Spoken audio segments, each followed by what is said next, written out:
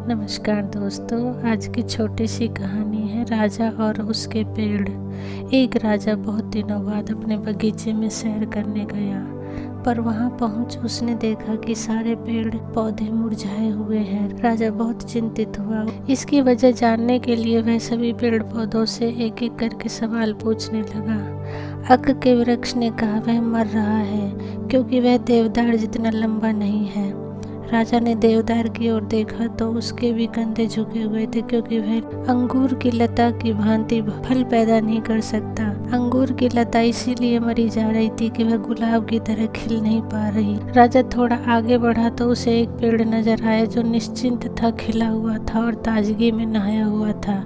राजा ने उससे पूछा, बड़ी अजीब बात है, मैं पूरे बाग में घूम चुका, लेकिन एक से बढ़कर एक ताकतवर और बड़े पेड़ दुखी हुए बैठे हैं और तुम इतने प्रसन्न नजर आ रहे हो, ऐसा कैसे संभव है?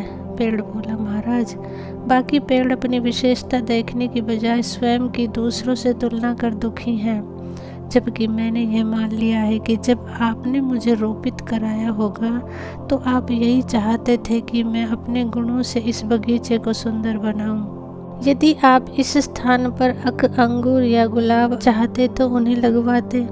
इसलिए मैं किसी और की तरह बनने की बजाय अपनी क्षमता के अनुसार श्रेष्ठतम बनने का प्रयास करता हूँ और प्रसन्न रहता हूँ। दोस्तों, इस छोटी सी कहानी में बहुत बड़ा संदेश छिपा है।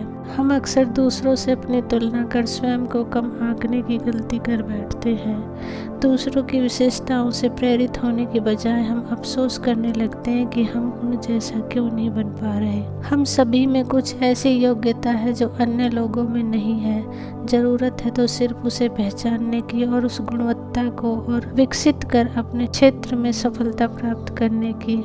अगर हम यकीन कर लें कि हम सफल हो सकते हैं तो इससे दूसरे भी हम पर विश्वास करने लगते हैं। इंसान की सबसे बड़ी कमजोरी खुद का मूल्यांकन कम करने की होती है।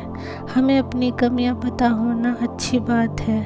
इनसे हमें यह पता चलता है कि हमें किस क्षेत्र में सुधार करना है। दोस्तों, हमेशा गुणों योग्यताओं पर ध्यान केंद्रित करें। यह जान लें, आप जितना समझते हैं आप उससे भी कहीं बेहतर हैं। बड़ी सफलता उन्हीं लोगों का दरवाज़ा खटखटाती है जो लगातार खुद के सामने ऊंचे लक्ष्य रखते हैं, जो अपनी कार्य क्षमता सुधारना चाहते हैं। सदा खुश रहो दोस्तों। कहानी अच्छी लगी हो तो प्लीज़ लाइक, शेयर और सब्सक्राइब करना। Thank you.